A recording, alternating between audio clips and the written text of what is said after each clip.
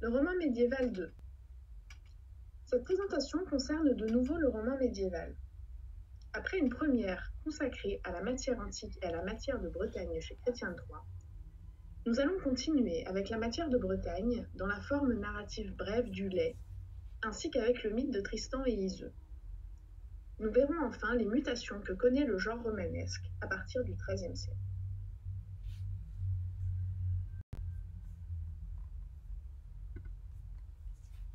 Nous ne reviendrons pas sur ce qu'est la matière de Bretagne, définie dans la première présentation consacrée au roman médiéval.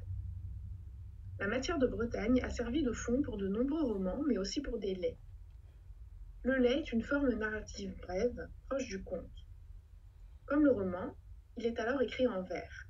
On retrouve l'octosyllabe arimpète. Les laits reprennent la matière de Bretagne pour mettre en scène l'univers des chevaliers, où l'amour et le merveilleux ont une large place. Les personnages sont parfois ceux des univers arthuriens et tristaniens, c'est-à-dire liés au mythe de Tristan et Iseux.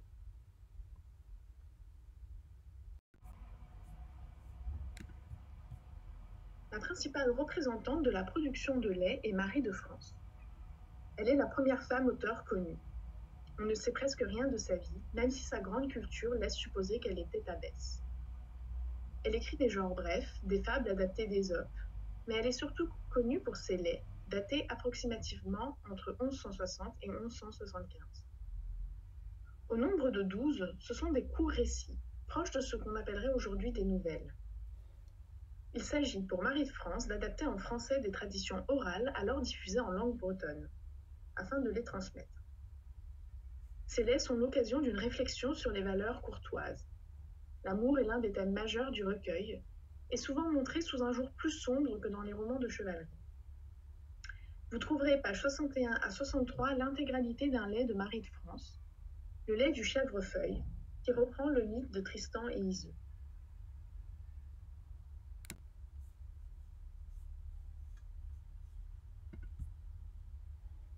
Le couple de Tristan et Iseux fait partie des grands mythes médiévaux et a donné lieu à de nombreux récits.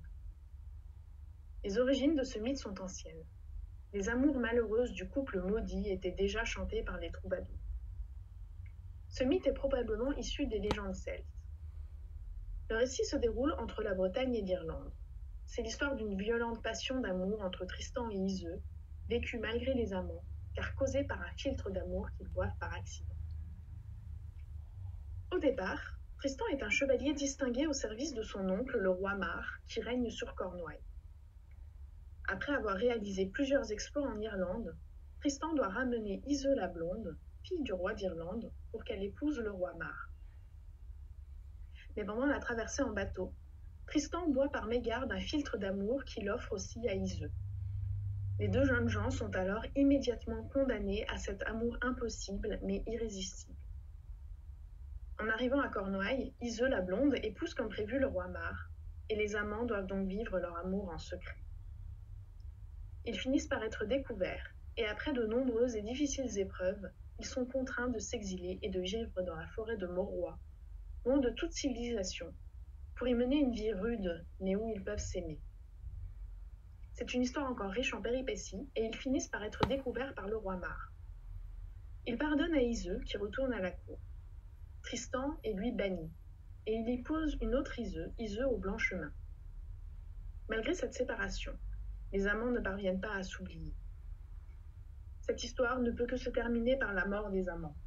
Tristan, mortellement blessé, se croyant abandonné par son véritable amour Iseux la Blonde, se laisse mourir. Quand celle-ci apprend la mort de Tristan, elle le suit dans la tombe de chagrin. Les amants sont enterrés côte à côte, et la légende dit que des ronces poussent autour de leur tombe, les réunissant à jamais dans la mort. C'est donc l'histoire d'une passion violente et destructrice, et surtout scandaleuse, car elle brave les codes sociaux. C'est un amour adultère qui se vit malgré les obstacles et les épreuves, et même par-delà la mort.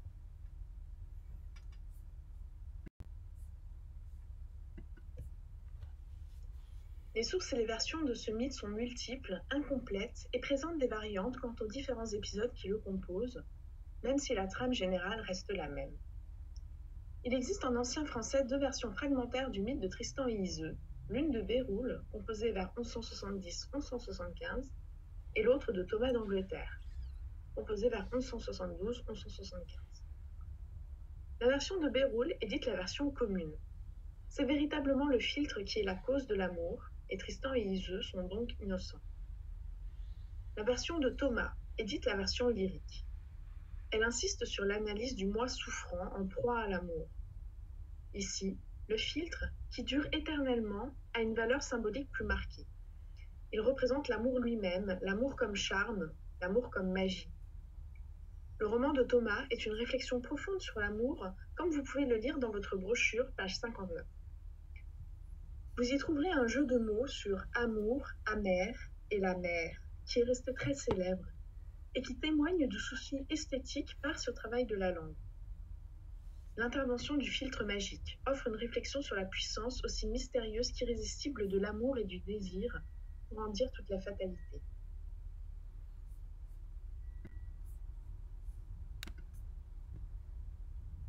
Ce mythe sera repris de nombreuses fois avec des variantes. Le lait du chèvrefeuille de Marie de France, que vous trouvez page 61-63 de votre brochure, reprend ce mythe. Il y aura ensuite une fameuse mise en prose du mythe au XIIIe siècle par un auteur non identifié et que l'on appelle le Tristan en prose et qui fait de Tristan un chevalier de la table ronde. On y retrouve donc l'univers du roi Arthur et la table ronde, mais qui reste en marge du récit. Enfin, c'est un mythe qui connaît de nombreuses reprises et adaptations jusqu'à aujourd'hui, et ce, dans de nombreux domaines artistiques. Il a inspiré un certain nombre de peintres, comme Salvador Dali, qui en a proposé une relecture surréaliste dans une toile monumentale en 1944. Le mythe a été régulièrement adapté au cinéma, jusqu'en 2006 par exemple, avec une production américaine par Kevin Reynolds et les frères Tony et Ridley Scott.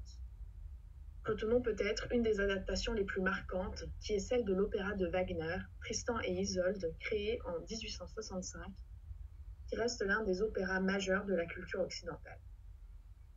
Ces adaptations témoignent de la puissance de fascination qu'exerce toujours cette histoire d'amour interdite et fatale.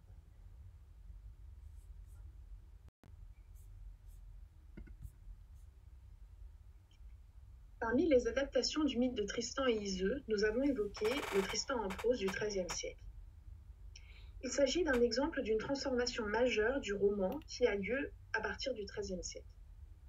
Jusqu'alors, les romans étaient écrits en vers, en octosyllabes à rime plate. Or, à partir du XIIIe siècle, de nombreux textes vont être mis en prose, c'est-à-dire qu'ils vont se présenter sous la forme d'un texte suivi, tel que nous connaissons le roman aujourd'hui. La prose, c'est la forme sous laquelle se présente la Bible, mais aussi les textes historiques, tandis que le vers était la forme des écritures artistiques et fictionnelles.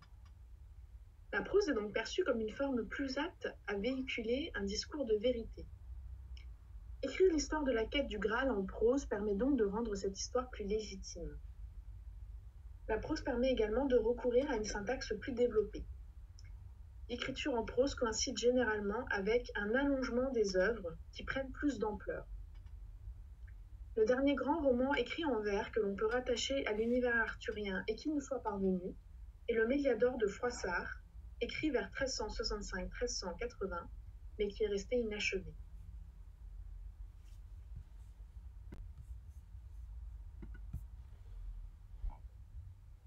Les romans s'écrivent ensuite largement en prose et s'organisent en grands cycles, dont le plus célèbre est le cycle du Lancelot Graal, dont vous trouverez des extraits pages 77 à 79 dans votre brochure. Ce cycle continue de retracer l'histoire de la quête du Graal, mais par rapport au récit de Chrétien III, l'influence chrétienne est bien plus sensible. Le merveilleux qui imprègne ces textes prend une origine nettement divine. Par ailleurs, on continue à écrire de grands romans en prose à partir de la matière de Bretagne, comme par exemple Isaïe le Triste, dont les manuscrits datent du XVe siècle.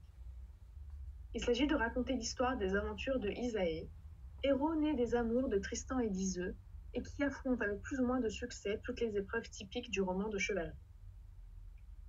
Citons comme autre exemple Perséphorée, écrit aux alentours de 1337-1344, qui réunit la matière d'Alexandre, c'est-à-dire les thèmes liés à la geste d'Alexandre le Grand, et des thèmes arthuriens. Mentionnons pour finir simplement le roman de Mélusine, pour lequel vous trouverez de plus amples explications dans une présentation ultérieure, celle qui sera intitulée L'automne du Moyen Âge II.